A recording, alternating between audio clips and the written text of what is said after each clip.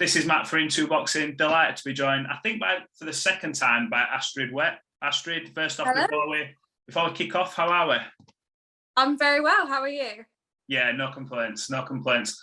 Look, we spoke, I think it was Kingpin event. That was many months ago in London. That feels like time ago, yeah. It was. Since then, you've gone on to eventually get in the ring after months and months of training. You got your first victory. You got a really impressive stoppage victory. Talk to me about that experience and what that was like for you. Obviously, you've been in training for months, but finally you got there and got a chance to sort of show what you could do. Yeah. Honestly, it was such a roller coaster. Obviously, being on the first event and then that not happening was a bit of a bummer, and I didn't really know when the next opportunity was going to come up. And I did stop training over the summer because I just kind of thought, I kind of felt like, what's the point in training if I haven't got a fight lined up? Like, is it actually going to happen? Yeah. Blah, blah, blah.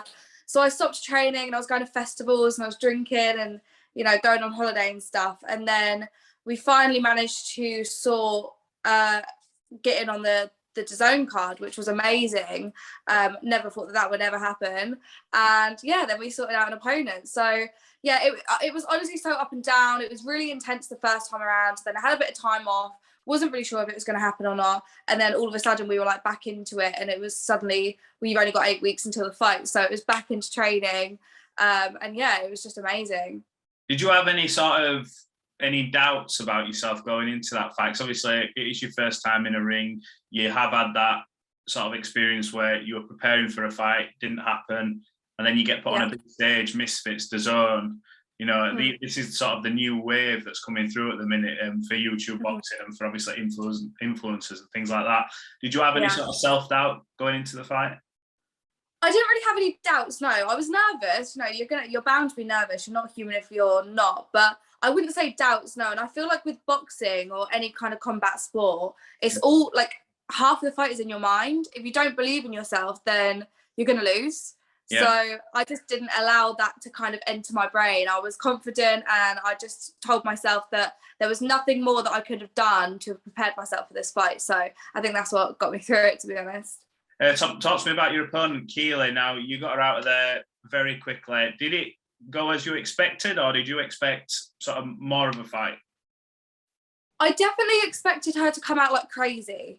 I anticipated that, and to be honest, I kind of used that to my advantage. I kind of waited until she'd worn herself out a little bit, and then that's when I went in. I was expecting it to last longer because obviously I didn't knock her down, I didn't knock her out, I didn't stop her during the round. It was only in between that she decided to stop. So second round was like getting ready to start, and I was like, I'm ready. Yeah, this is the one where I'm going to knock her down. And yeah, she just stopped it. So yeah, I wasn't expecting that, but I was expecting to win or maybe get a stoppage. Is that sort of like half and half where you're buzzing because you've done what you need to do, you've come out the winner, all that training's been put to good use, but then sort of you want to show a little bit more, you want to get that stoppage, that proper stoppage? Yeah, that's it. I was a little bit disappointed because I was like, I feel like if we'd gone for the second round, I would have really been able to showcase what I've been taught to do. By no means it would have been like amazing. Obviously, I'm not a professional boxer. I've only been doing this for 6 months, but I kind of thought that the first round was a bit of a warm up. She'd worn herself out a little bit, so I thought, right, the second round I've got her, but we didn't get that far. With Keely, obviously there was a little bit of beef and needle in the build-up. Is that all done now? Do you sort of speak after and say, you know what, fair play, you got in the ring, we shared that moment, that's all done now? Or is there still that a bit of animosity? What's that like now? From my half, it's completely done. Like, I wish them all the best and I hope that everything goes well for them. I respect her massively for even getting in the ring.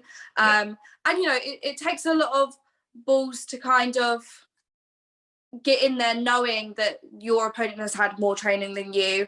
And, you know, she didn't just carry on and let herself get battered. She did kind of hold her hands up and go, right, this is enough. So, yeah, fair enough on her. I think I do respect her for getting in the ring. But, yeah, there's no beef from my side anymore. It was an exciting build-up to Fight Week. These MisFits shows are always throwing something up, and I think I will be attending the one in America. Looking forward to that card. But the weigh-in, Right, now talk me through this, because this moment went viral. I know it did big numbers on our channel. In your head, when you go to do all this stuff, is this Yeah. off the cuff? Did you just react on the moment to what she said, or did you think in your head, you know what, I'm going to do that no matter what? Honestly, it was off the cuff. I don't know what was going through my brain. Like, I don't know what was happening. It just happened in the moment, and kind of afterwards I thought, oh my God, I really shouldn't have done that. That was because that's either going to go one or two ways on social media, which it has. But JJ was all good with it. He kind of thought it was funny, and all of the management and everyone was like, do you know what, good show. It was, like you said, it was one of the most viral things that come out of the whole week. Yeah. But honestly, it wasn't a plan. I didn't know what she was going to say. I didn't know what my reaction was going to be. The reaction was extreme, but yeah, it was just a spur of the moment thing. Has JJ spoken to you since? Not directly, no, but I've seen some like reaction videos. I did speak to him after I fought, and he was like, well done, you know, you took my advice, blah, blah, blah. And I was like, I promise I'm not going to kiss you again. But yeah, indirectly, he's kind of reacted to the moment, because obviously, like you said, it did go a bit viral. But he just said, you know, it's fine. I did apologise afterwards. I was like, I'm sorry, I shouldn't have done that, but it's all cleared up. Did he say to you why he didn't go for it? Because, you know, these type of events, like, it wouldn't surprise. Was he just saying, look, trying to keep it for his side as like professional kind of thing? Because these events, yeah, I think so. Yeah, I just don't know if it would do well for him. For, you know, I could just imagine the covers of like, yeah, all the like titles of like news articles, like KSI kisses OnlyFans model. Like, I just don't think it would do good. It might. I don't know. Maybe he just didn't want to get involved in that way, which is fine. I saw recently it's you've signed with Happy Punch Promotions. Is that correct? Yes. Talk to me about how this has come about, because they've incorporated a lot of the fighters on this scene. Some of them are doing very, very well. Talk to me about that. Yeah, so I'm so happy to be signed with them. That happened very recently, like in the past few days. But I've been talking to Keemstar for a while now, just because I kind of wanted to touch on the US market. I kind of wanted my next opponent to be someone from the US, which I thought, you know, Keemstar is probably the perfect person to speak to. But he watched my first fight and he thought I looked okay. He thought I looked decent, and so did some of the other people in the team or whatever. So yeah, they decided to offer me to join their little group, and I thought, yeah, why not? So yeah, I'm very excited. Have they given you any indication of what they want next, as in opponent, location? You mentioned there about fighting an American. Would you be fighting in the States? What do you want to do next? What have they sort of said? I don't know what the exact plan is. I know that their next card that they kind of wanted me to be on was February, but I think I might be fighting with DAZN again in February. So yeah, it's not set in stone. It's not set in stone, but that is looking to be the next date, the next event. And then after that, I think Happy Punch have got like 6 events next year. Don't know when or where each of them are, but I think I possibly may be on some of those.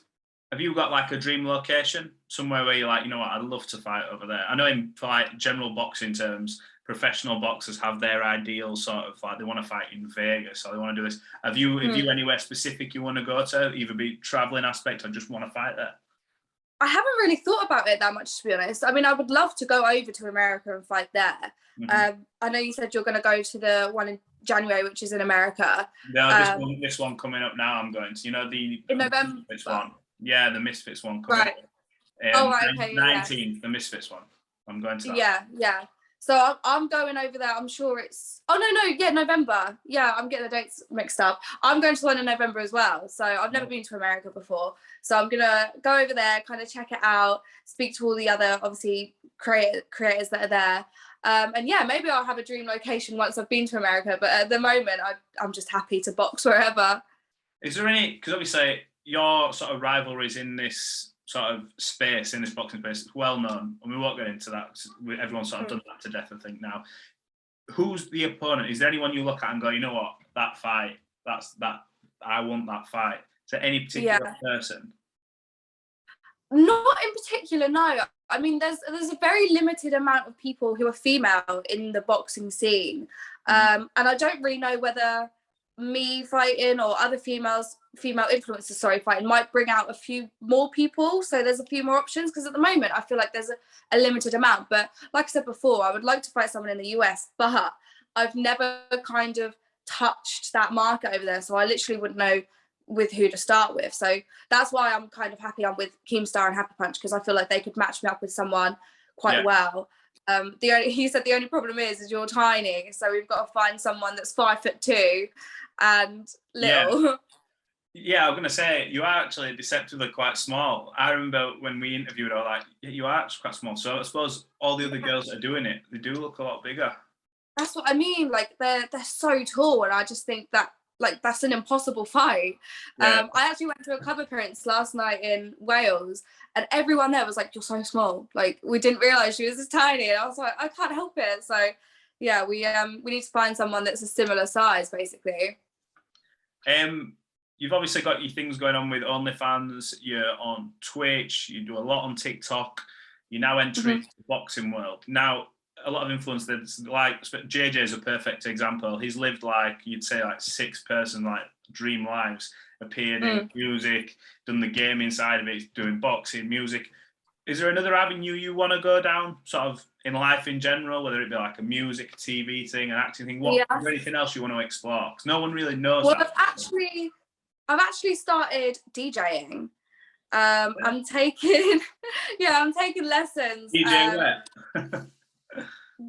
Yeah, exactly, DJ Wett. I did do a club appearance a few weeks ago, and I DJ'd there, and that went really well, and it's really fun, and I really love house music anyway, so it makes sense. So I've got my DJ decks in my kitchen. I practice like every now and then. I have lessons and stuff, so yeah, I'm kind of going down that route. But I bet your neighbours are fuming.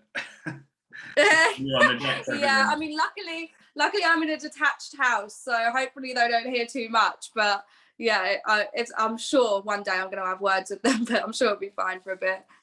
No worries.